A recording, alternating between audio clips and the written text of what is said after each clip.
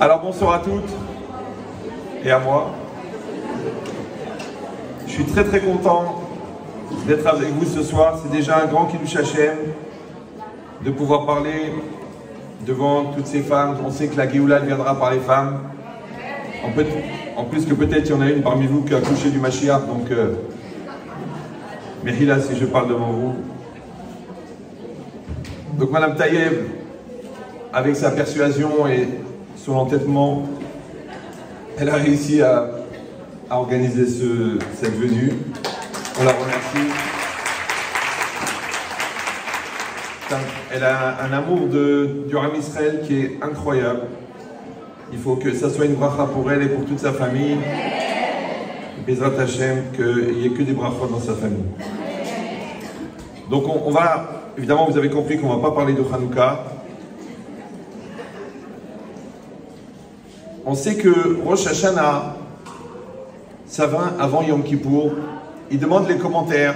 Normalement, si Rosh Hashanah, c'est le jugement, et que Yom Kippour, c'est le pardon, le plus malin, ça aurait été d'abord d'effacer les fautes, et ensuite de faire le jugement. Quand quelqu'un il sait qu'il a un contrôle fiscal, d'abord il amène l'expert comptable qui nettoie la compta, et après, il accueille l'inspecteur du fisc. Ouais. Donc comme on sait qu'on va être inspecté inspecté à Rosh Hashanah, on aurait dû faire Kippour d'abord, et ensuite de faire Rosh Hashanah. Alors pourquoi faire le contraire? Deuxièmement, on sait que Rosh Hashanah, tout le Yesod, c'est Amlacha, c'est-à-dire de rendre Hachem roi. Et ensuite, seulement, on fait Yom Kippour, et on sera pardonné. Maintenant, il faut bien comprendre que la Gemara dans Sota, elle dit Amar Kadosh Baruch Hu, à la Ga'aftan, Hachem il a dit sur l'orgueilleux, En ani ve'u yecholim ladur ba'olam. Lui et moi, on ne peut pas exister, on ne peut pas résider dans le monde. Il demande le Rav Dessler, comment un homme il peut faire de prendre de la place à Dieu? Comment un homme il peut empêcher Dieu d'exister? Qu'est-ce que c'est un homme? Un homme, c'est un cumul aléatoire de particules élémentaires non organisées d'une taille infime dans un espace cosmique infini. Ce qu'on appelle en anglais rien. Donc, un homme, c'est rien. Alors, comment rien, il peut faire de l'ombre à Dieu? Il répond, le Rav Dessler, une réponse extraordinaire, mais en même temps, elle fait peur. Il dit parce qu'en fait, Hachem, il ne va être dans la vie qu'en fonction de la place que l'homme lui donne. C'est-à-dire, si quelqu'un vraiment, et c'est ça l'orgueilleux, il prend toute la place, d'accord? Donc, il ne laisse pas de place à Dieu. Donc Dieu ne va pas intervenir personnellement dans sa vie. Maintenant, il va intervenir de manière globale. Vous savez, il y a des statistiques, il y a des gens qui vivent, il y a des gens qui meurent, il y a des gens qui meurent intelligemment, il y a des gens qui meurent bêtement.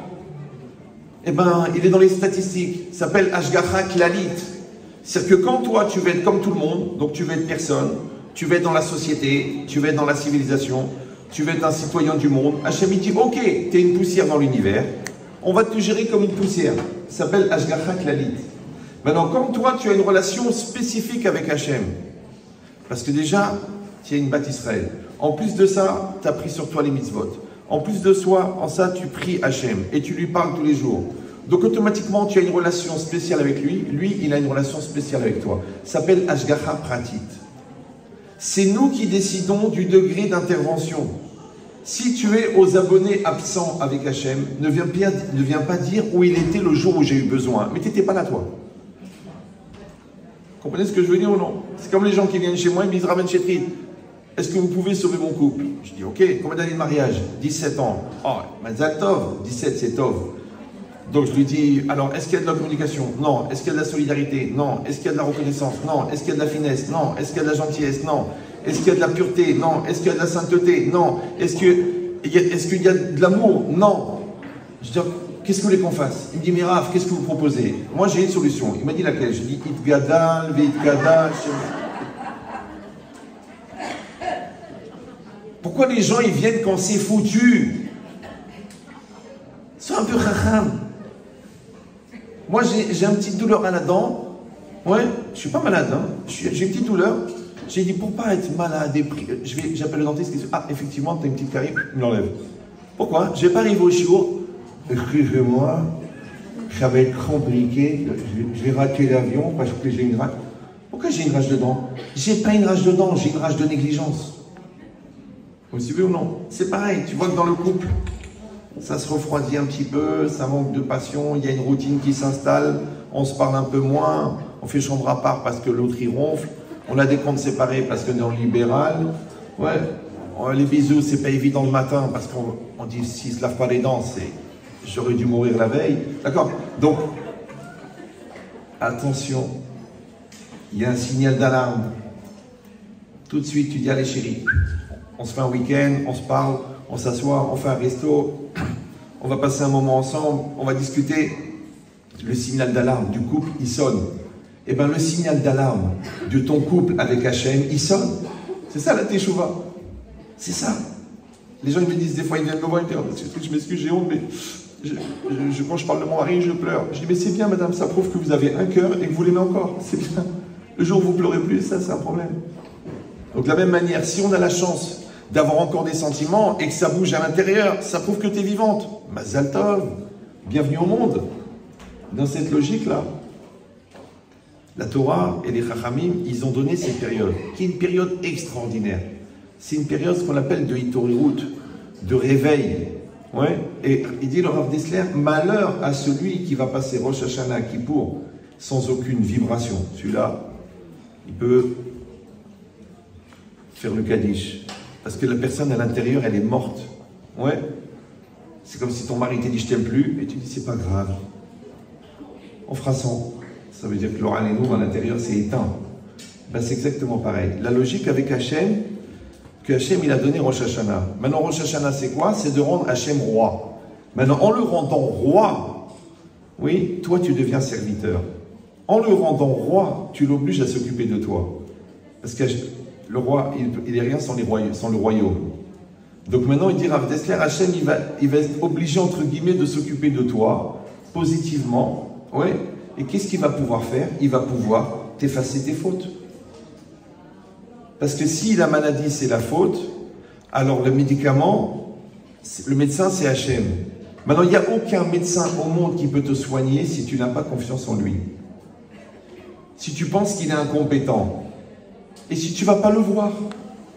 Donc d'abord, tu dois accepter qu'Hachem, il est le médecin. Ça, c'est Rosh Hashanah. Et ensuite, tu vas aller à Kippour. Et tu vas présenter la maladie, et si Dieu veut, il va te soigner. Maintenant, c'est pas évident. C'est pour ça que ça s'appelle Amlacha, de rendre Hachem roi. Parce que c'est pas évident de dire c'est Hachem qui décide, c'est Hachem qui donne la vie, c'est Hachem qui donne la mort, c'est Hachem qui donne les punitions, c'est Hachem qui donne les récompenses. C'est pas évident.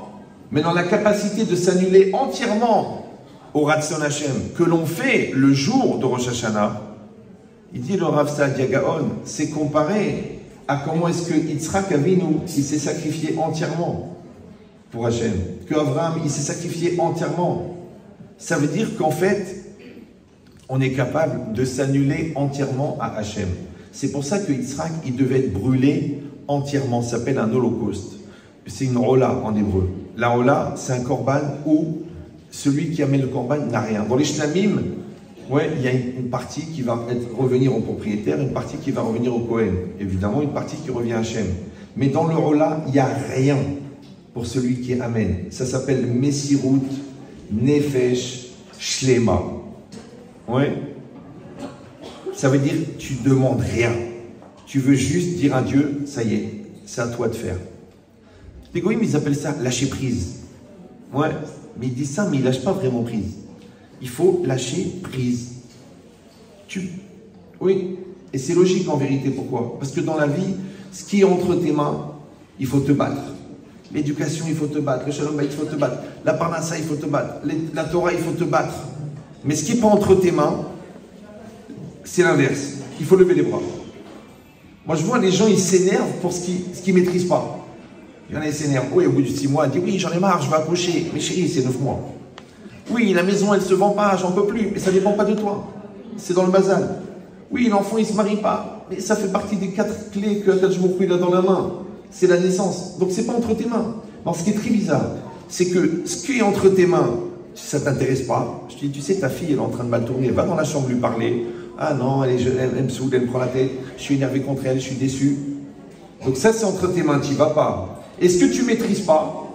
Il y a une autre soirée, j'ai pas compris. Je dérange? Je sais pas. Je vous donne un secret. Quand le Yetzirah t'empêche d'écouter, ça veut dire que tu es concerné. Et concerné, ça peut s'écrire en deux mots. D'accord. Alors, donc, si c'est ça, restez calme. Si c'est ça, non, c'est pas pour moi la vérité. Moi, de toute façon, moi, si Dieu veut, je vais aller là-bas. Non, mais par contre, celui qui n'écoute pas, c'est pas évident. Donc qu'est-ce qui est marqué ici? Non, ici, c'est marqué une chose incroyable. C'est marqué que Rosh Hashanah, il ne pourra, c'est-à-dire Kippour ne pourra te pardonner que parce que tu as fait Rosh Hashanah avant. Pareil dans tout. Toi, tu veux aller t'arranger avec ton mari. Tu as fait une grosse bêtise. C'est que la femme a une misva de Stiout parce qu'elle est toujours à découvert. Donc tu as vu ce... Restez calme, vous applaudirez à la fin parce que j'ai un temps limité. Donc, par contre, s'il y a un verre d'eau, avant que je m'étouffe... Donc, maintenant vous devez vous arranger avec votre mari. Vous savez, ce mois-ci, j'ai fait 34 conférences. Et il y a un point sur lequel je suis revenu souvent. J'ai dit... Pour l'eau? Non, c'est le shampoing qui est grave, mais l'eau, ça va. Merci beaucoup. Non.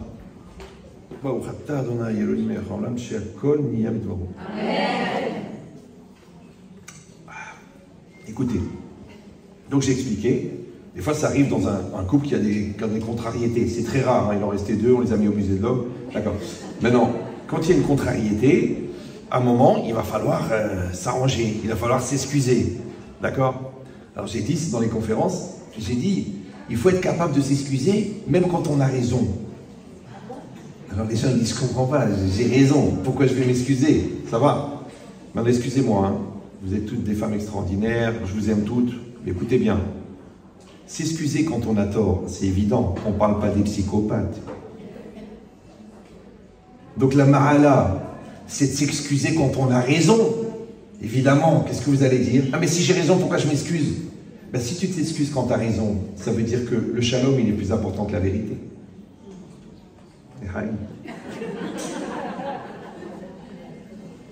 Sinon, ça veut dire que vous êtes une tête dure.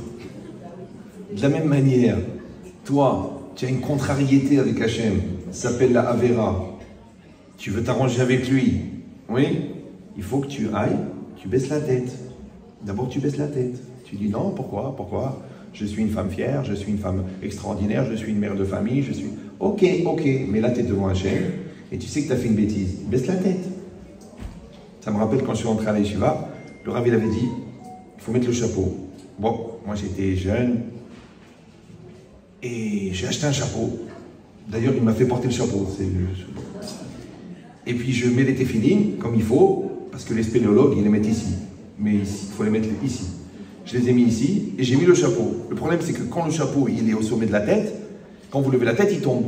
Et moi maintenant, je vois, ils avancent la prière et je mets le chapeau, il tombe. Enfin, je vais rater toute la prière, je pose le chapeau, je rentre. Dès que je rentre, le Rav il m'attend. Il faut à Kova. Où est le chapeau? Je lui dis, Rav, il tombe, je ne vais pas rater la prière pour le chapeau. Écoutez bien, je m'appelle Echia Ben Chetrit. Ça fait plus que la moitié de ma vie que j'enseigne. J'ai fait des milliers de pages de DAF de Moussa, de Dapim de Moussa. J'ai moi-même aidé pas mal de gens à faire Teshuva. J'ai beaucoup travaillé sur moi, mais la plus grande leçon de Moussa, de morale, je l'ai eue ce jour-là. Vous avez compris ou non? C'est que j'ai bouffé des centaines de Rav Dessler, des centaines de Messat Eshaïm à l'endroit des Pahaditz, mais le plus grand moussard de ma vie, je l'ai pris là. Qu'est-ce qu'il m'a dit? Écoutez bien. Je lui dis, Rav, je peux pas, il tombe, le chapeau. Qu'est-ce qu'il m'a dit? Baisse la tête.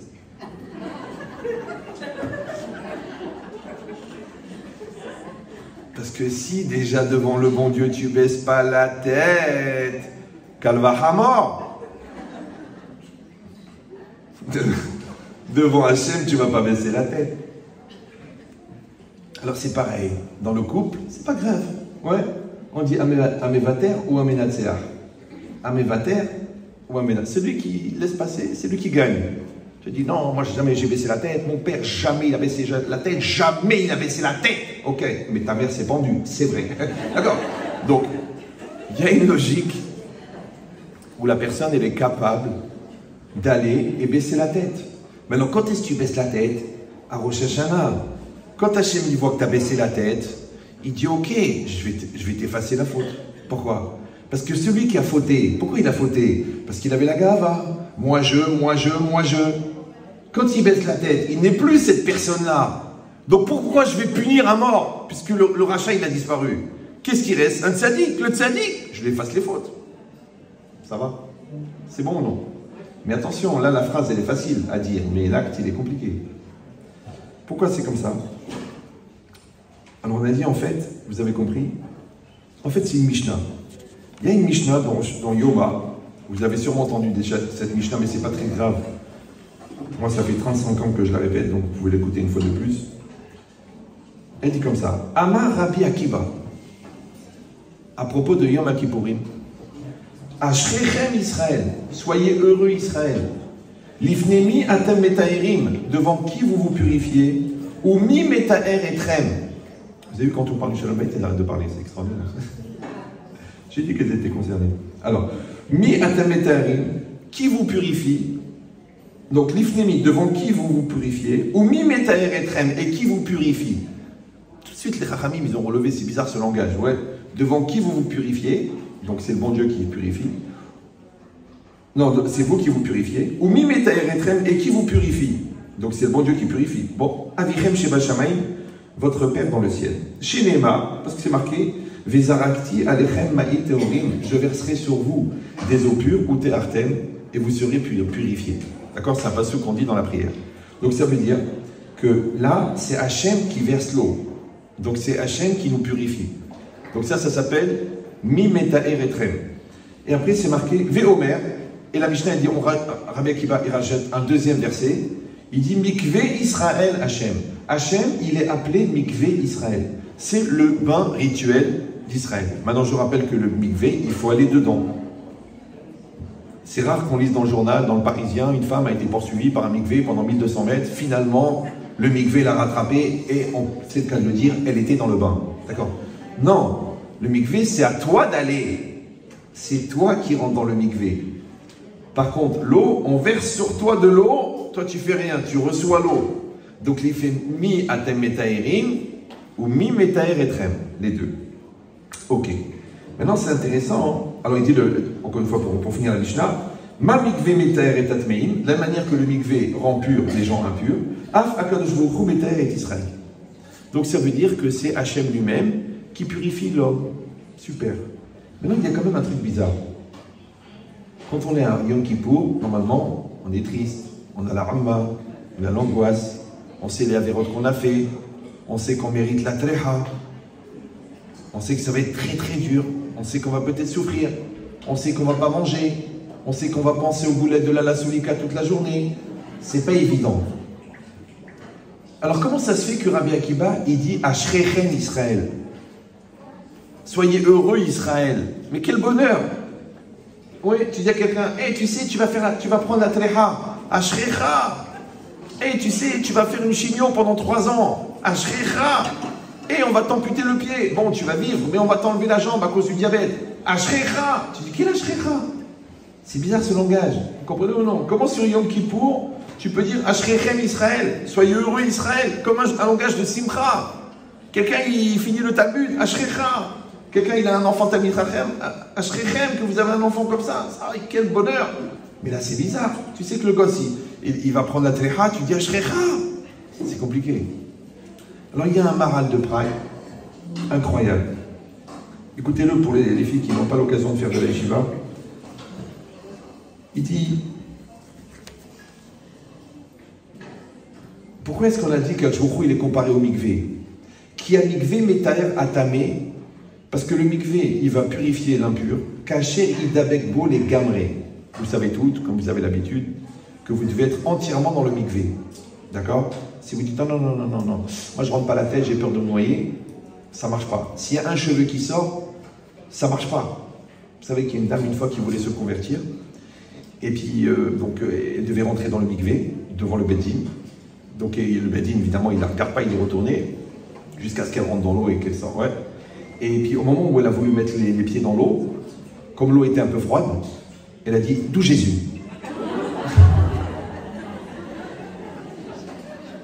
Il a dit « Comment on va la convertir celle-là ?» Puisque quelque part, elle a fait une croix sur son judaïsme.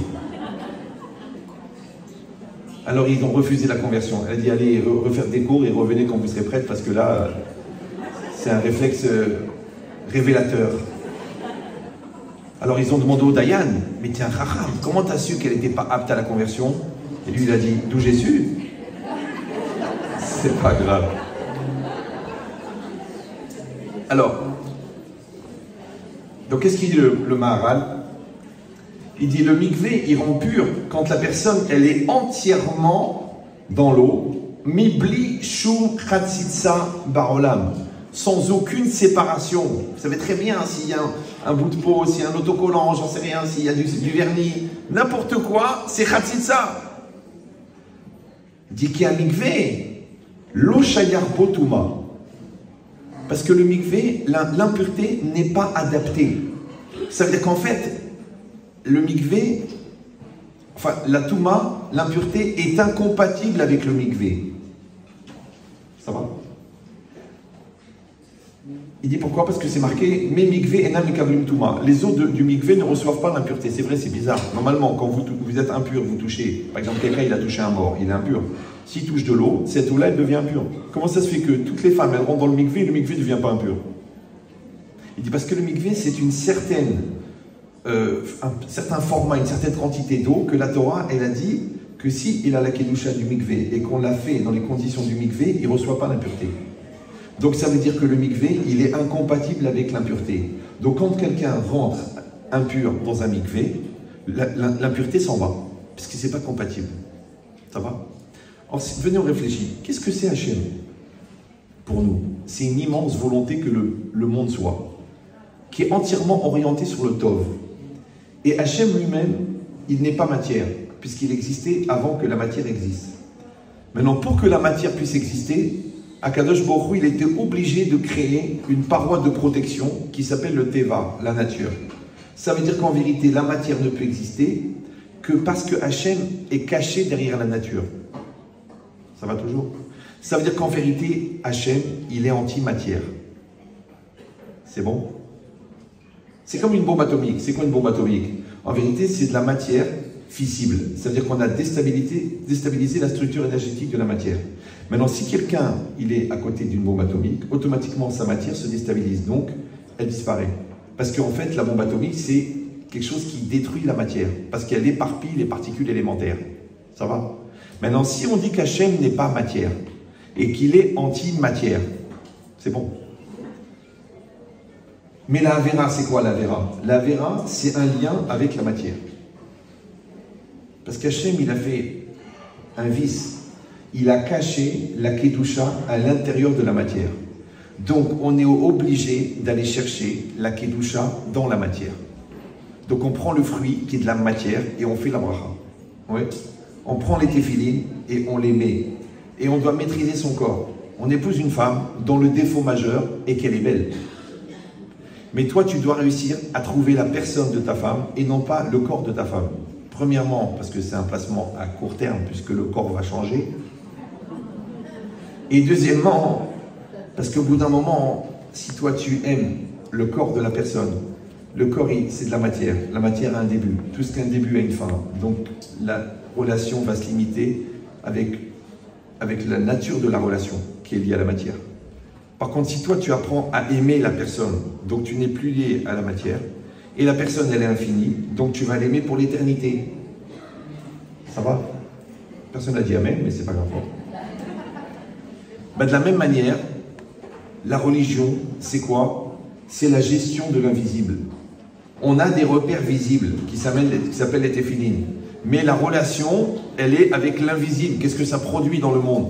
On a une réalité physique qui s'appelle le mikvé. Mais on compte sur la pureté qui va sortir, qui elle est invisible. On est mariés ensemble, il y a deux corps, il y a deux personnes, il y a un appartement. Mais le couple, c'est la solidarité, la proximité, la communication, la communion, la remise en cause. Et ça, c'est l'invisible. Donc en vérité, le couple, c'est pas le visible, c'est l'invisible. Maintenant, on a besoin du visible pour pouvoir se déplacer dans l'invisible. Vous me suivez? Non, comme un enfant, il est devant toi, il est visible. Il est là, il mange, il dort, il va aux toilettes. Mais toi, ce que tu veux, c'est qu'il soit mature, clair dans sa tête, qu'il sache ce qu'il veut, qu'il est conscient. Et ça, c'est invisible. Donc en fait, on travaille dans le visible pour produire dans l'invisible. Ça va toujours? Maintenant, puisque la matière, encore une fois, attention, puisque Dieu, il est anti-matière, donc la matière, elle est anti-Dieu. Donc les gens qui sont bien matérialistes, c'est normal qu'ils refusent la religion. Vous avez déjà vu un matériau qui fait teshuva? Maintenant, je vais vous expliquer en psychologie, c'est la même chose. Dans la vie, il y a la nature et la volonté. Tu as ta nature, tu as tes envies, tu as tes pulsions, ouais. Et il y a la volonté. Il y a le ratson. Maintenant, tu décides. Ou tu es un ratson, ou tu es une nature. Vous savez, les gens, ils viennent chez moi, grave, je dis, écoute, tu veux sauver ton couple? Calme ta colère. Je peux pas, Rav, c'est ma nature. Bon, toi, tu veux une parnassa, arrête de mentir. Je peux pas, Rav, c'est ma nature. Bon, toi, lève-toi le matin, j'arrive pas, je suis très lourd, c'est ma nature. Alors, si tout ce que je te dis, c'est ta nature, pourquoi tu es venu voir un Rav? Il fallait voir un vétérinaire. Non, mais Béhémet, faut avoir un vétérinaire, puisque tu penses que tu as un bœuf. C'est pareil, toi, je te dis, écoute, arrête de t'angoisser parce que tu n'as pas trouvé le rouge à ongles qui va avec ton tailleur. Oui, mais vous comprenez, ma belle-sœur, je suis sûr qu'elle a été, je sais pas où, elle a trouvé le bon, et moi, je l'ai pas. Je dis, mais chérie, tu as 4 enfants, 2 filles anorexiques, et ton problème, c'est le rouge à ongles coordonné. Mais tu sais que tu es en train de faire une crise, là. Une cicatrice s'appelle Nabila, d'accord? Donc, tu es en train de devenir une khmara. Ah, tu vas dire, oui, mais c'est pas évident, Rav Chitri, vous vous rendez pas compte ce que je souffre, ce que je vis. Arrête de dire des bêtises. Deviens une femme, deviens une maman. Je comprends pas, t'as accouché et tu te prends la tête pour des lourdeurs. Alors tu sais pourquoi? Parce que oui, mais c'est ma nature, c'est plus fort que moi, j'arrive pas. Voilà, j'arrive pas. Et c'est ça tous les challenges. Tous les challenges, c'est que ta volonté soit plus forte que ta nature. Et si vous allez dire, ben c'est comme ça, alors je vous dis tout de suite, ne le prenez pas mal, encore une fois. Hein. Je ne suis pas venu pour vous angoisser. Mais sachez que la nature, c'est-à-dire la matière, le teva, il est déjà préprogrammé depuis la création du monde. Parce que quand Hachem il a dit Vayehi, que le monde soit, il a programmé toutes les combinaisons moléculaires qui vont donner toutes les matières vivantes, toutes les matières inertes, et qui vont organiser tous les événements et l'histoire jusqu'à la fin des temps. Ça veut dire que l'histoire du monde, elle est déjà écrite. Où ça? Dans la nature. Donc si toi tu dis, ben moi, j'arrive pas à lutter contre ma nature, donc tu es dans la nature. Si tu es dans la nature, chérie, c'est pas la peine de prier à Rosh Hashanah, puisque ton mazal, il est déjà fixé depuis la création du monde. Voilà, c'est un très très grand auteur marocain qui s'appelait Boral Sarah, si vous l'avez connu. Et Lama, tu n'es pas la nature. Tu es quoi? Tu es la volonté. Mais dans la volonté de t'habiller avec sniout, la volonté de faire une prière par jour, la volonté de ne pas manger, tu sais que ça te fait grossir. Tu manges pas, tu dis c'est difficile. Ouais, alors pendant 3 semaines, tu fais très attention et après tu as un coup de nerf, tu manges 9 tablettes de chocolat, les nerfs. Tu manges 6 parts de pizza, mais tu prends un Coca Light. C'est une recommandation du Rav Kalori, très très très connu. Lui-même qui a étudié à la yeshiva de, comment ça s'appelle, cette ville là, Cellulite. Ouais. Non, il faut que tu sois cohérente. Mais non, la cohérente, c'est la raison. La raison, c'est le da'at. Le da'at, c'est dans la volonté. La nature n'a pas besoin d'être cohérente, parce que c'est des pulsions. Ouais. Donc tu peux être un animal, et il n'y a pas de problème. Et c'est quoi l'animal? C'est quand le ani qui est en toi, il s'assimile avec le mâle. Animal. Tu te m'as aboyé, ah, tu dis là, on dirait que ton cœur, il est devenu un substitut de cœur. Vous savez, ils ont fait les substituts de crevettes. Ils ont fait des substituts de cœur. C'est comme des cœurs, ça s'appelle Kelev. Keilu Yesh Lolev. C'est comme s'il avait un cœur. D'ailleurs, à une certaine époque, il y avait même des organismes qui organisaient comme ça des rencontres entre les élèves. Ils allaient sur les plages, ils dansaient, ça s'appelait le Club Méditerranée. C'était des ambiances. Mais sur la base de quoi? De savoir, est-ce que tu es une nature ou est-ce que tu es un ratson? Quand est-ce que ça se mesure, ça, les gens ils se demandent, eh ben, est-ce qu'il faut faire une thérapie? Est-ce qu'il faut faire 10 ans à l'Yeshiva, à Novardok? Est-ce qu'il faut... Non, non, il suffit de faire Rosh Hashanah et de te regarder. On peut leur dire que c'est intéressant. Les filles,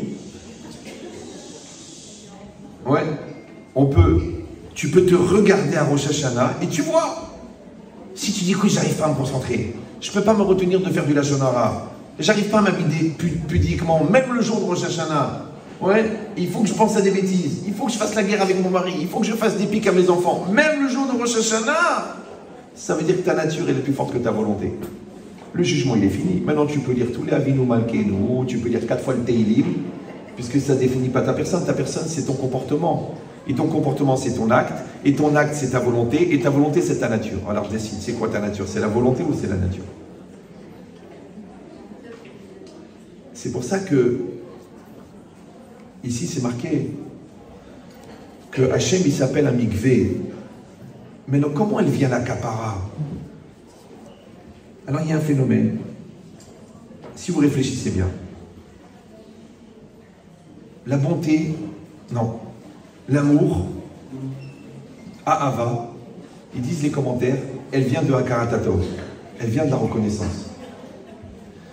La reconnaissance, elle vient du chesed. Non, je vous explique. Chaque cours, il y a un nisayon. Bon, là, c'est le bruit. Des fois, c'est les plombs qui sautent. Des fois, il y a un chien qui rentre dans la salle. J'ai tout vu. Mais c'est bien, parce que comme le Yetzirah, il voit qu'il est en train de perdre des clients, il se panique de son origine espagnole. Ouais. Donc si vous faites l'effort de rester concentré, malgré qu'il y a du bruit, malgré que dans votre tête vous dites c'est honteux, c'est pas capote pour le rat, mais qui c'est bonnes femmes, Kachem les maudissent, ouais. C'est shalom. C'est sûr que ça va être pire. D'accord. Donc, non, c'est rien. C'est de l'humour ashkenaz, vous pouvez pas comprendre. D'accord. Donc, maintenant, moi, je vous demande, comme moi, je fais l'effort de me concentrer malgré que ça me dérange, vous aussi, vous faites l'effort. Maintenant, je vous dis un secret, ne le prenez pas mal, que peut-être que la récompense que vous aurez de ce cours, c'est pas ce que vous avez entendu, c'est l'effort que vous avez fourni de ne pas vous déconcentrer. Non, c'est la Gemara. Ouais, la Gemara, elle dit, Agrad et Shmarta Zvara.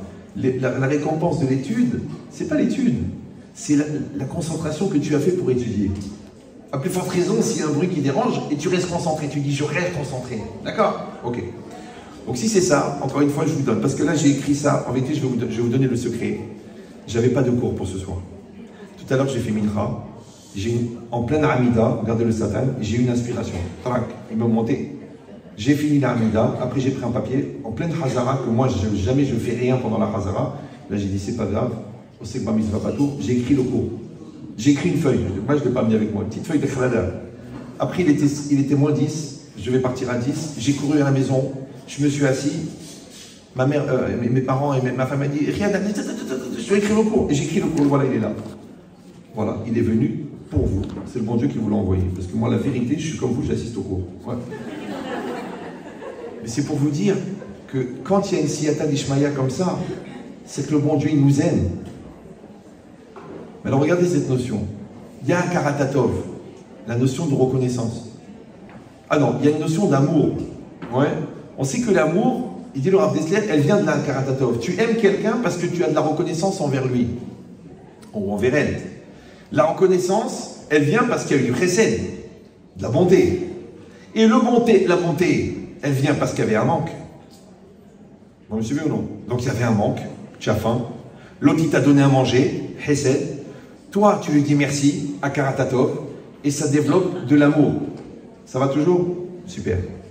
Maintenant, si tu dis que l'amour, il est venu grâce à la Karatatov et que la Karatatov, elle est venue grâce au Chesed et le Chesed, il est venu grâce au manque.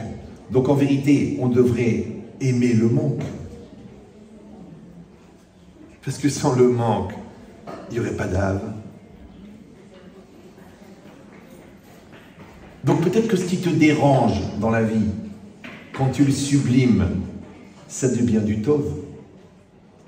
Mais quand tu le sublimes pas, ça devient du rat. Randon Colo, cousin de Marco Polo. Quand il y a du rat dans la vie, la nature, elle le prend mal. Par contre, la volonté, elle le sublime. Donc tu vas voir que ta capacité à optimiser la vie, à plus forte raison le bien, et même le mal, c'est parce que tu vas selon ta volonté. Donc les gens matures, avec le mal, ils font du bien, et les gens immatures, avec le bien, ils font du mal. C'est pour ça que tout est déterminé par rapport à ça. Mais si on reprend le cycle, Chasser, le manque, Chesed, la bonté, Akaratatov, la reconnaissance, Ahava, l'amour, et Ahava, c'est la même matria que Echad. C'est un. Vous me suivez ou non? C'est-à-dire que si toi tu veux faire un avec ton mari, ben numéro 1, tu dois connaître ses manques. Numéro 2, tu dois les combler par le Chesed. Numéro 3, tu dois avoir la reconnaissance par rapport à ce que tu reçois. Numéro 4, ça développe l'amour entre vous. Et ça fait que vous faites un. C'est comme ça. C'est facile. Maintenant, de la même manière avec Hachem, c'est seulement, écoutez bien, la conscience du chasser, du manque, qui fait qu'à la fin, il peut y avoir Echad. Parce que c'est une chaîne de conséquences. Oui. Maintenant, quand tu réfléchis à la Vera, parce que on a lu là dans l'Haftara que il raconte comment à une certaine époque, à l'époque de Ishayahu, les Béné Israël ont renoncé à faire Teshuvah. Alors nous on croit, ben, c'était des Réchaïm, c'était des tordus, nous on est des Froum, eux ils étaient des Fraïs. Calme-toi. Rav Dessler, il dit les Avérotes des anciens, c'est des mises-votes pour nous. En vérité, le problème c'est quoi? C'est qu'ils avaient compris tellement la gravité de la faute qu'ils ne pouvaient pas comprendre qu'on puisse pardonner. Ils ne comprennent pas qu'on puisse faire Teshuvah.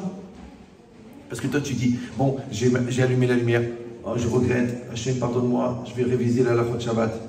Mais si quelqu'un, il a agressé sexuellement ta sœur, il vient chez toi, il te dit, Mehila, tu dis bien sûr, c'est normal, alors nous, béni Israël, mais d'abord je te tue, d'abord je te mets un pieu dans la tête, et après je viendrai faire Mehila sur ta tombe, Yabrel. Donc comment c'est possible qu'Hachem, il peut pardonner? Bon, vous allez me dire, oui, mais vous avez pris un truc extrême. Il n'y a pas de différence. Vous avez vu une avéra plus grave que l'autre, vous? Il n'y a pas. Tout est assourd. Ouais. Donc toi, en vérité, tu as insulté le bon Dieu, tu as blasphémé, tu l'as sali. Le Zohar, il dit, quand un homme il fait une avéra, c'est comme s'il prenait la tête de Dieu, il la mettait dans un pot d'excréments. C'est normal, parce que quand tu fautes, tu amènes ta neshama. Ouais, ta neshama, elle voit tout. Donc c'est comme tu prends ta petite sœur de 6 ans et tu l'emmènes dans un endroit de perdition. Après tu dis, tourne les yeux, ne regarde pas, assourd. La pauvre. Tu dis, non, je ne pourrais jamais emmener ma sœur là-bas. Mais tu crois, mais ta neshama, elle n'est pas plus pure que ta sœur, et pourtant tu l'emmènes. Et si tu vas dire, non, mais j'ai fermé les yeux. Mais non, au contraire, tu avais les yeux bien ouverts. En plus, les scènes les plus importantes, tu les as zoomées.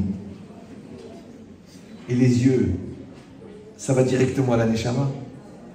La preuve, c'est que quand on arrive à 120 ans, vous savez ce qui se passe à 120 ans? Vous êtes au courant quand même, non? Achetez le programme, c'est dommage. Ouais. Quand on arrive là-haut à 120 ans, on est devant le Beddin. Le Beddin, c'est quoi? Les tzadikim de la génération. Après, nos grands-parents, arrière-grands-parents. Et après, toutes les tzadikim, ils sont là. Et toi, tu crois qu'on va te dire, allez, raconte toute ta vie? Non. On prend l'œil, il dit le gars de Vina, on prend l'œil de la personne, on le met dans un appareil, exactement comme une caméra. Toute ta vie, elle a été filmée. Par qui? Par toi. Donc quand les gens ils disent, moi j'ai fait des fautes, mais bon, Hachem, il n'y avait personne. Mais il n'y avait pas personne, il y avait toi. Et je te dis, les parties les plus importantes, tu as zoomé. Et après, on lance la projection, et la grand-mère, elle dit, ah, c'est mon petit-fils. Alors vous dites, excusez-moi, c'est une version intégrale. Il y a eu un montage, on a effacé certains passages. Ah non, ben non, il y a toute ta vie là. C'est toi qui as filmé. Vous avez compris ou non? Alors tu dis, je vais mourir. Mais c'est trop tard, c'est déjà fait. Alors comment tu vas faire? Ils disent les commentaires. En vérité, quand quelqu'un a fauté, la faute elle a été faite. L'événement s'est passé. Mais quand tu fais tes teshuvah, la faute elle s'est passée, les conséquences elles existent, mais le meurtrier a disparu. Ça veut dire que dans les passages sur lequel tu as fait tes chouvas, on va flouter la vidéo. On va la flouter. C'est ce que c'est flouter. Donc la grand-mère, elle va dire, wesh Canada, c'est qui celui-là, ce Mzroub? Tu dis non, on ne sait pas, on le connaît pas. Ah bon, parce que elle, je la reconnais, c'est Christine, la voisine. Mais lui, c'est qui? Hachem, il peut faire ce chesed, d'effacer. Maintenant, il n'efface pas parce qu'il est gentil. Il n'efface pas. Il efface parce que la personne qui a fauté a disparu. Tu es une autre personne, entièrement qui n'a rien à voir avec cette personne. Mais encore une fois, ce ridouche qui s'appelle en vérité la Teshuvah, que les Chachamim ils ont comparé à la Triatametim, la résurrection des morts. Tu te rends compte que le gars il est mort. C'est ça un rachat. Les gens y croient. Parce que les gens ils viennent des fois ils me disent, ah mais quand même, la Torah elle est quand même cruelle. Chayav Mita, à tout bout de champ, de mourir, condamné à mort. C'est un peu dur quand même. Hein. Vous, Rav Chétrit, qui êtes un Rav ouvert, un Rav sympathique, et maintenant un Rav âgé. D'accord. Donc, qu'est-ce que vous en pensez? J'ai dit Chazve Shalom. Tu n'es pas condamné à mort. Tu n'es pas sanctionné de mort. Ah, ils me disent, vous rassurez. Non, je lui dis, tu es mort. C'est pas grave. Et si vous allez dire, oh mais c'est angoissant votre système, mais t'as pas compris, écoute-toi parler. Je te dis, écoute, va t'arranger avec ta femme. Non, c'est mort. Va parler à ton fils. Voilà, il est là dans la chambre. Non, c'est mort. Bon, t'as 40 ans, tu peux refaire un business. Non, c'est mort. Bon, ok, t'as 50 ans, mais tu peux faire tes chouvas, tu peux commencer à faire Shabbat. Il y a des rabbanim, il y a des cours, il y a des systèmes, il y a des sites. Non, c'est mort. Donc en vérité, c'est toi qui te définis comme mort. Comprenez ou non? C'est pas la Torah. Toi, tu dis Kodvenu Besefer HaChaim, écrivez-nous dans le livre des vivants, mais toi-même, tu dis que c'est mort. Parce que comment il s'appelle la mort? Il s'appelle le youch, il s'appelle le désespoir, il s'appelle la flemme, il s'appelle la lourdeur, il s'appelle l'ignorance. Maintenant, quand tu vois les efforts que les gens font pour rester ignorants, parce que c'est pas évident de faire 4 heures par jour de Netflix, il faut quand même de la Tmada. C'est pas évident de faire des heures à tourner des pages sur un Facebook, à regarder des chats qui se tapent la tête dans un miroir. Ça prend du temps. Comment ils vont avoir le temps d'étudier? Comment ils vont avoir du temps pour réfléchir à leur vie? Comment ils vont avoir du temps pour arranger leur couple? Ils n'ont pas le temps. D'ailleurs, les gens, ils arrivent, on les voit, ils arrivent devant la mort, ils disent quoi déjà? Ah, c'est passé tellement vite. C'est comme les gens, ils viennent me voir et me dire, mais tu te rendais compte déjà 1 an? Je fais oui, c'est un phénomène, c'est à peu près tous les ans. À peu près tous les ans, il y a 1 an de plus. Et toutes les heures, il y a 1 heure de plus. Encore tout à l'heure. Je sortais de Mitra, il y a une personne qui m'a téléphoné. Ah non, j'étais en train de venir ici. Elle m'a téléphoné. Bon, elle a 16 ans, elle est en crise. Je lui ai fait tac, tac, tac, tac, tac, tac, tac, tac, tac, tac, tac, tac, tac, tac, tac. Vous êtes d'accord? Oui, un programme? Oui, au revoir, tac. Après j'ai réfléchi, j'ai dit, ma fille, je lui ai fait sa thérapie en 1/4 d'heure. 1/4 d'heure. La confiance, la volonté de s'en sortir, de se mettre au travail, la conscience qu'elle a une part dedans, que tous ces problèmes en vérité, ils sont ponctuels par rapport au fondamental qu'elle n'est pas construite, et que par rapport à ça, son travail aujourd'hui, c'était une bâtisse réelle, équilibrée et autonome, et que les problèmes qu'elle a avec sa mère, ils sont ponctuels. Parce que si elle est débile, ben demain, ça sera avec son mari, après-demain, ça sera avec ses enfants, juste parce qu'elle n'est pas construite. Comment, en 1/4 d'heure, la fille, elle a compris, accepté et engagé. J'ai dit, pas pour moi. Moi, j'ai dit, regarde ce qu'on peut faire en 1/4 d'heure. Tu peux sauver la vie de quelqu'un en 1/4 d'heure. Vous comprenez ou non? Ou non? Tu regardes à nouveau la vache et le prisonnier avec ton mari. Vous êtes assis tous les deux en été, il repasse la vache et le prisonnier. Puis à la fin du film, vous vous regardez, vous dites, qui est la vache? Qui est le prisonnier? Rabotaï, la teshuva, c'est la vie. Donc c'est pas la vera qui tue, c'est la lourdeur. C'est la Allah. C'est ça qui tue. Vous comprenez ce que je veux dire ou non? C'est pour ça qu'il faut bouger. Les gens me disent, mais pourquoi vous courez tout le temps? Parce que je suis vivant. Je pourrais dire, non, écoute, grâce à Dieu, j'ai au moins 30 000 barres de chouva, j'ai fait des millions de choses dans ma vie, ça y est, c'est bon, je peux me reposer. Mais on a le temps on a le temps. Vous savez, une fois, le fils de Rav Obadia Yosef, il a appelé son père, Rav Obadia Zichron Libracha. Il a posé plein de questions, tac, le Rav, évidemment, Blénara, il connaît tout, il répond, tac, tac, tac, tac, tac, tac, tac, tac. Et puis à la fin, Rav Yosef, Rabbi David, je pense, il dit à Rav Ovadia, et à part ça, papa, comment ça va? Genre, c'est son père quand même, oui, non? Qu'est-ce qu'il lui répond, Rav Ovadia? Excuse-moi, mon fils, on n'est pas en vacances.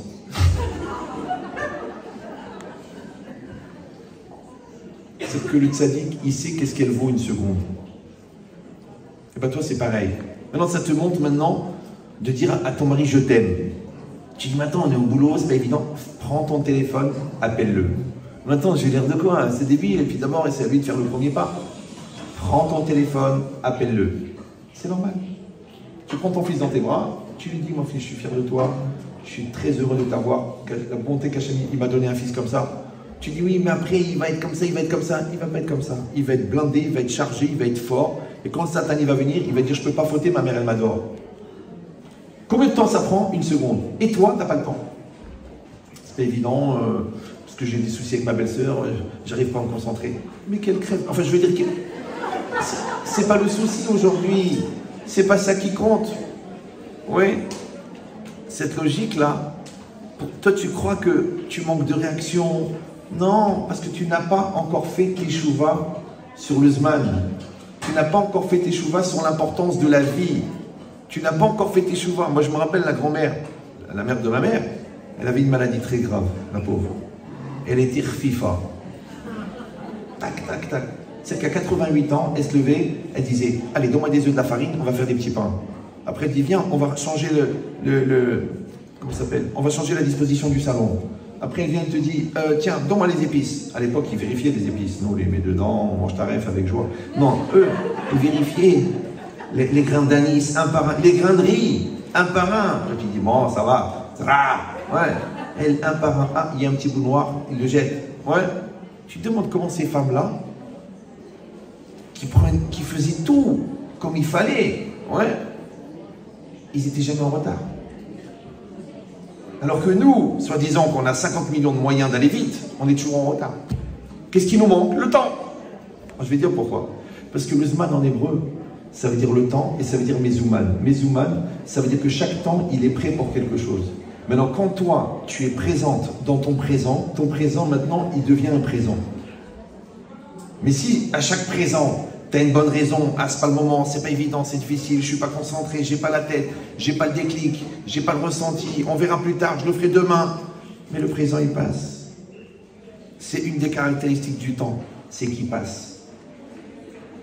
Vivre le temps au présent, ça s'appelle être vivant. Vivre le temps au passé, ou vivre le temps en décalé, ou vivre dans la Vera, ou vivre dans la Touma, c'est la même chose, c'est être mort. Donc la teshuva, en vérité, c'est de revenir à la vie. C'est très simple. Maintenant, on a dit la matière, elle est morte. La volonté, elle est vivante. Donc pour te rapprocher de la vie, il faut que tu te sépares de la matière. Or, bizarrement, Hachem, il s'appelle Mekor HaChaim, la source de la vie. La Torah, elle s'appelle Etz Chaim, l'arbre de vie. Donc toi, tu réfléchis. Et tu dis, ce qui nous sépare d'Hachem, c'est deux choses. La matière et la gava, l'orgueil. Pour la matière, à Kippour, 5 inouïm. Tu manges pas, tu bois pas de relation charnelle, tu portes pas des chaussures en cuir, le kavod extérieur, et tu mets pas des huiles, le kiff du corps. Séparation, donc il n'y a plus de corps. Ça, c'est le tikkun de la matière. Maintenant, quand on a enlevé la matière, ça libère. Ça libère quoi? La personne. Qu'est-ce qui reste? La matérialité psychique. L'orgueil, la bêtise, l'entêtement, la lourdeur, la psychorigidité, le travail du cuir, ce qu'on appelle la maroquinerie. Pour les gens qui viennent d'une certaine région du Maghreb, je sais, j'en viens. Ouais. Donc tout ça, toi tu fais la teshuva physique, tu jeûnes, et la teshuva psychologique, la hanava, le rabaissement. C'est-à-dire Dieu est tout, moi je suis rien. Et si tu vas dire oui mais mon psy, il m'a dit la valorisation personnelle, moi je vous dis un truc, quand tu auras fini d'être rien, de rien, de rien, de rien, il te restera encore de quoi penser que tu es plus que l'autre. Vous en faites pas. Comprenez ou non? Parce que jamais le moi il va disparaître. C'est pour ça que le mot je et le mot Dieu se ressemblent. Je fais ce que Dieu veut. si Dieu veut. L'idée, c'est que pour que Dieu il apparaisse dans ta vie, il faut que toi tu disparaisses. Ça s'appelle Messirut Nefesh. Maintenant, t'en fais pas, tu ne vas pas disparaître entièrement, parce que l'instinct de vie, il reste. Mais, le Hanav, il va apparaître quand le Gaftan, il va disparaître. Et c'est ça le jeu de la mort. Ouais, c'est la mort nécessaire. Parce que le courageux, il naît quand le peureux, il meurt. Le travailleur, il naît quand le glandeur, il meurt. L'homme vrai, il meurt, il naît quand le menteur, il meurt. Ça veut dire combien tu dois tuer de gens pour être quelqu'un de bien. D'ailleurs, comment on reconnaît les pauvres types quand tu leur dis, mais écoute, il y a ça qui ne va pas, il n'y a pas de ça qui ne va pas. Ils disent, oh ça va, j'ai tué personne. C'est ça ton problème. Ton problème, c'est que tu n'as tué personne. Maintenant, toi, tu dois tuer en toi tout ce qui est mauvais. Ça s'appelle Libi Halal Bikirbi. Mon Yetzirara, c'est un cadavre, je l'ai tué. Là, quand tu tues ton Yetzirara, tu commences à vivre. Et c'est normal, puisque lui, c'est l'ange de la mort. Donc, quand tu as tué l'ange de la mort, tu es vivant. Maintenant, tu dis, non, je l'écoute, parce qu'il m'amène le plaisir, la ta'ava, le kiff et l'envie. Tu l'écoutes, papa, c'est l'ange de la mort, il va te tuer. Donc la personne, elle a compris qu'en vérité, la vie, elle vient parce que tu as tué la mort. Maintenant, ce langage-là, de c'est mort, tu l'as tué. Vous savez, moi, je parle beaucoup de la mort. C'est très bizarre, mais j'adore la vie. Maintenant, les gens, ils me téléphonent. Ah, mais chérie, ça va pas du tout en ce moment, je suis pas bien, j'en peux plus, ça marchera pas, vous le connaissez pas, j'ai trop souffert. Je dis, écoutez, madame, vous avez deux solutions. Là, vous êtes en dépression. Soit vous vous enfoncez, soit vous sortez. Maintenant, si vous avez un langage et un comportement négatif qui vous enfonce, jamais vous allez sortir. Elle me dit, oui, mais c'est pas évident, encore négatif. Oui, mais j'ai tout essayé, encore négatif. Oui, mais vous le connaissez pas, encore négatif. Donc, tu creuses ta tombe avec tes mains et tu me dis, j'espère que si Dieu veut, je vais m'en sortir. Alors, on me dit, qu'est-ce que je dois faire? Je dis, vous savez, c'est marqué dans la Torah. Vélo ta Torah, vous ne vous détournez pas après, vous vous détournerez pas après vos yeux, après vos cœurs. C'est de là pas qu'on apprend l'interdit des pensées obscènes. Vous savez ça? Alors moi je lui dis à la personne, madame, est-ce que vous avez des pensées pornographiques? Elle me dit, Chazvi Shalom, Chazvi Shalom. Je dis, ben pour vous, écoutez bien, pour vous, je m'en sortirai pas, c'est trop dur, je suis au fond du trou, personne ne m'aime, c'est trop dur, j'ai plus aucun espoir, mon mari c'est pas ce que j'attendais, mes enfants me déçoivent. Tous les langages négatifs, pour vous, sont devenus des pensées pornographiques. Assourd. C'est assourd. Voilà. Ben, c'est pas évident, ben, c'est assourd.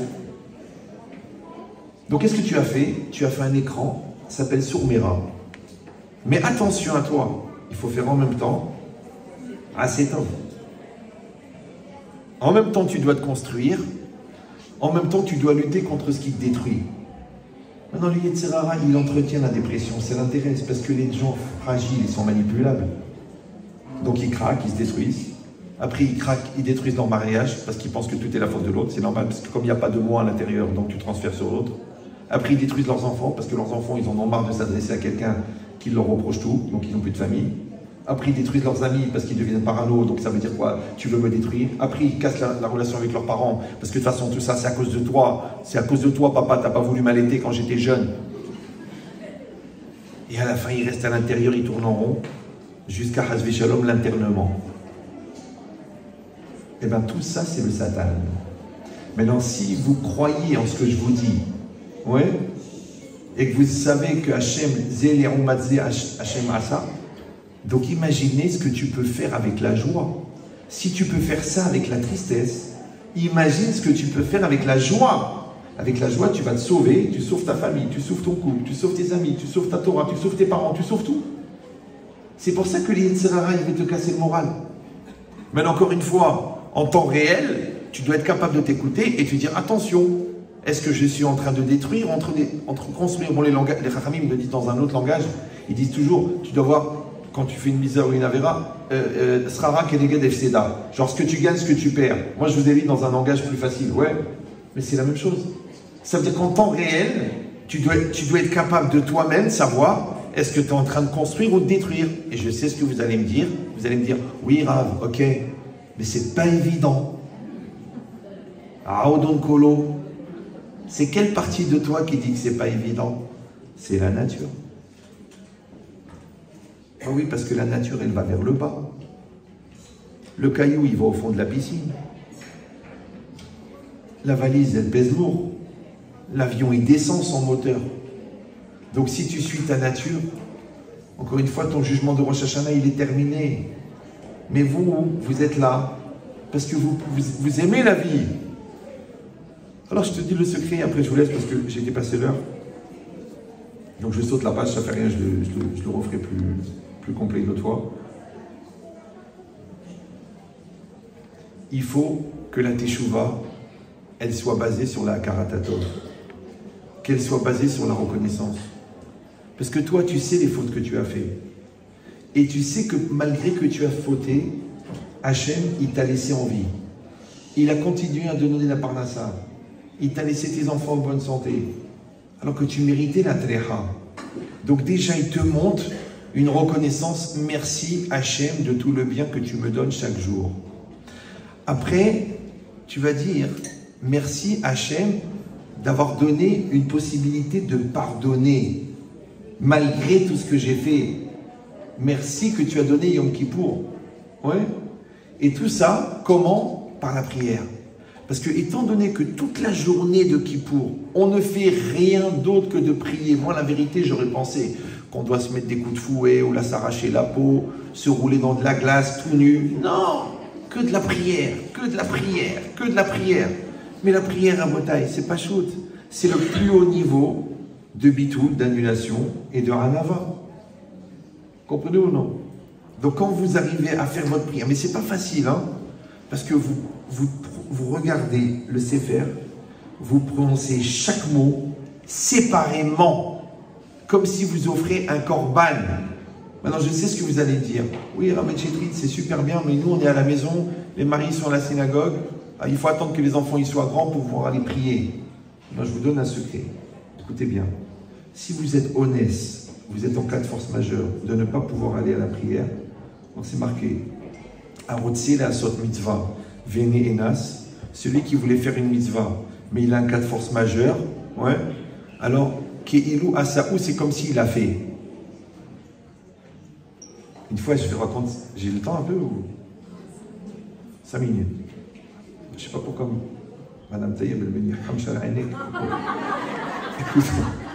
Écoutez ça, c'est vraiment, ça vaut la peine. Non, parce que je suis content d'être avec vous. Donc c'est comme ça, j'ai du mal à partir, mais bon. Moi aussi, je suis fatigué. Je vous dis, j'ai fait 35 conférences. C'est-à-dire là, hier j'étais au Havre et la veille j'étais à Strasbourg. Mais c'est pas grave. Je vous donne le secret. Un jour, des parents, ils m'ont amené leur fils, qui était un Bachur Yeshiva et qui a tout lâché. Il a pété un câble. Et moi, je lui parle pendant 1 heure, pendant 2 heures, pendant 3 heures, je lui parle, je pleure avec lui. Et j'ai raté Mincha. J'ai raté Mincha, c'était à Bnei Brak, j'ai raté Mincha. J'ai appelé un Rav, j'ai dit Rav, voilà, j'étais en train de faire une mitzvah de Zikouya Yahid, j'ai essayé de sauver une Neshama d'Israël. Et Baruch Hashem, il a fait tchouva, il est presque Rosh Yeshiva. Et moi, j'ai raté Mincha. Écoutez bien ce qu'il m'a dit. Il m'a dit, toi, tu as fait une mitzvah. À cause de cette mitzvah, tu étais en cas de force majeure. Tu ne pouvais pas faire Mincha. Comme tu ne pouvais pas faire Mincha, Keilou Asaou, c'est-à-dire que c'est le bon Dieu qui a fait Mincha à ta place. Donc, en fait, c'est la plus belle Mincha que tu as fait. Vous avez compris ou non? Tu n'as pas raté Mincha. Tu as fait la meilleure Mincha de ta vie. Donc si vous, parce que vous avez des bébés ou quoi, vous êtes bloqué, et que peut-être que vous pourrez faire que Moussaf, ou qu'une Amida, c'est pas grave. Vous êtes avec vos enfants, les Shem Shamaïm. Si vous êtes en train de faire des mots croisés ou de lire un bouquin, ça c'est sûr que Kippour, Mchifralo. Mais si vous faites sérieusement votre rôle de maman, et que vous avez rien gratté, vous avez dit, oh, allez, je t'en prie, garde ton petit frère, laisse 2 minutes, je vais aller dans la chambre, je vais faire une Amida. Ce Kippour-là, c'est de l'or. Vous comprenez ou non? Pourquoi? Parce que vous vous êtes rapproché d'Hachem. Or Hachem, on a dit, il est Mekorahaim et il est le Mikvé. Donc quand vous vous êtes trempé et rapproché d'Hachem, sans aucune Khatsitsa, parce qu'il y a eu une annulation personnelle totale, il n'y a pas de Khatsitsa, le Mikvé fait son travail, vous sortez pur. Bezrat Hachem. D'accord? Maintenant je vous dis juste un mot, je vous laisse tranquille. Les gens qui jeûnent à Kippour ont faim. Mais les gens qui prient à Kippour, ils n'ont pas faim. Allez, un bon Kippour.